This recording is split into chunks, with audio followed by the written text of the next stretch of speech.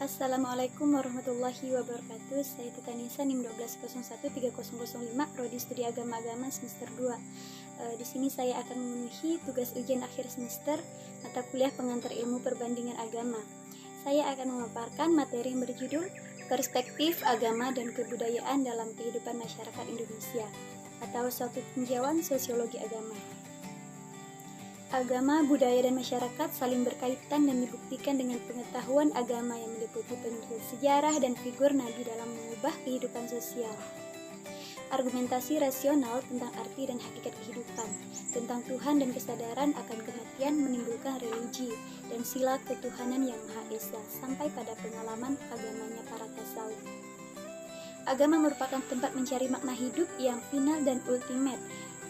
Konsepsi, hubungan agama, kebudayaan, dan masyarakat sejak awal perkembangannya. Agama-agama di Indonesia telah menerima akomodasi budaya, sebagai contoh yaitu agama Islam, di mana Islam sebagai agama faktual banyak memberikan norma-norma atau aturan tentang kehidupan dibandingkan dengan agama-agama lain. Jika dilihat dari kaitan Islam dengan budaya, paling tidak ada dua hal yang perlu diperjelas. Pertama, Islam sebagai konsepsi sosial budaya dan Islam sebagai realitas budaya.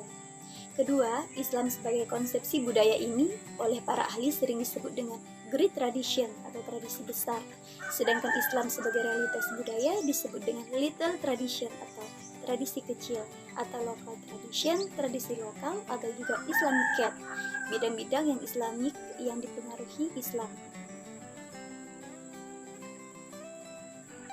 Dalam bidang kerukunan, Islam di daerah Banten pada masa lalu tetap memberikan perlakuan yang sama terhadap umat beragama lain.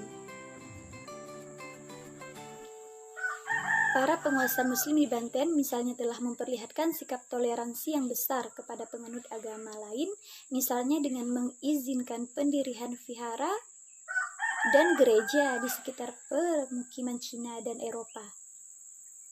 Bahkan adanya resimen non-muslim yang ikut mengawal penguasa Banten.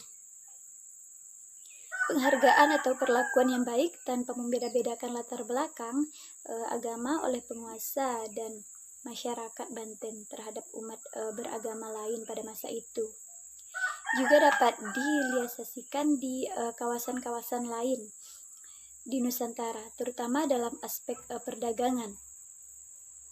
Penguasa Islam di berbagai belahan Nusantara telah menjalin hubungan dagang dengan bangsa Cina, India, dan lain sebagainya. Sekalipun di antara mereka berbeda keyakinan. Aspek akulturasi budaya lokal dengan Islam juga dapat dilihat dalam budaya Sunda, adalah dalam bidang seni vokal yang disebut seni beluk.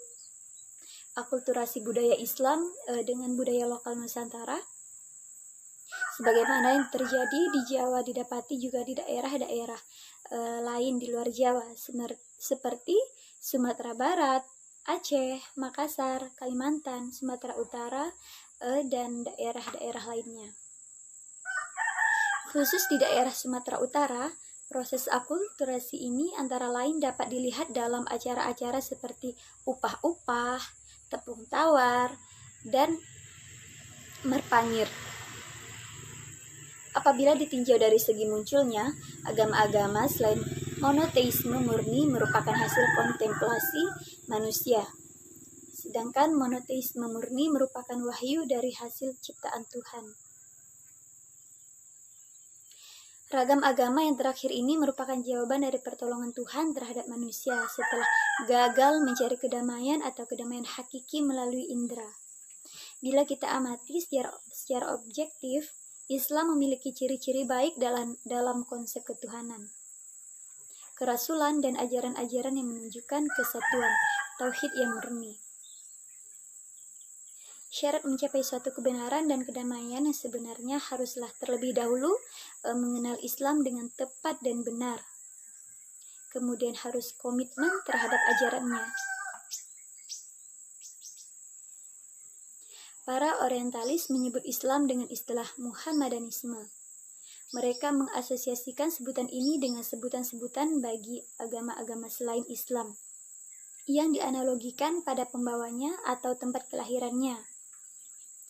Agama Nasrani diambil dari negeri kelahirannya, Nazaret.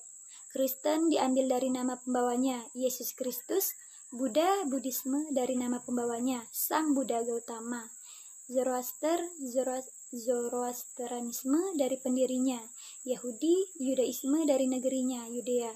Namun, nama Islam mengandung pengertian yang mendasar. Agama Islam bukanlah milik pembawanya yang bersifat individual ataupun diperuntukkan bagi suatu golongan atau negara tertentu. Islam sebagai agama universal dan eternal merupakan wujud realisasi dari konsep rahmatan lil alamin, rahmat bagi seluruh umat.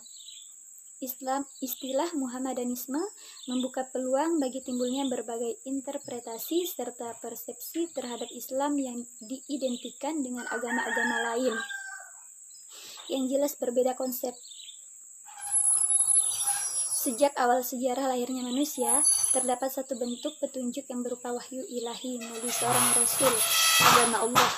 Nah, jadi kesimpulannya adalah agama-agama Allah tersebut pada prinsipnya merupakan agama-agama yang menyerahkan diri hanya kepada Tuhan yang satu. Mengenai konsep Tuhan yang satu dan ajaran penyerahan diri kepada Allah Subhanahu wa Ta'ala tetaplah sama. Sekian pemaparan dari saya, kurang lebihnya saya mohon maaf. Saya akhiri. Wassalamualaikum warahmatullahi wabarakatuh.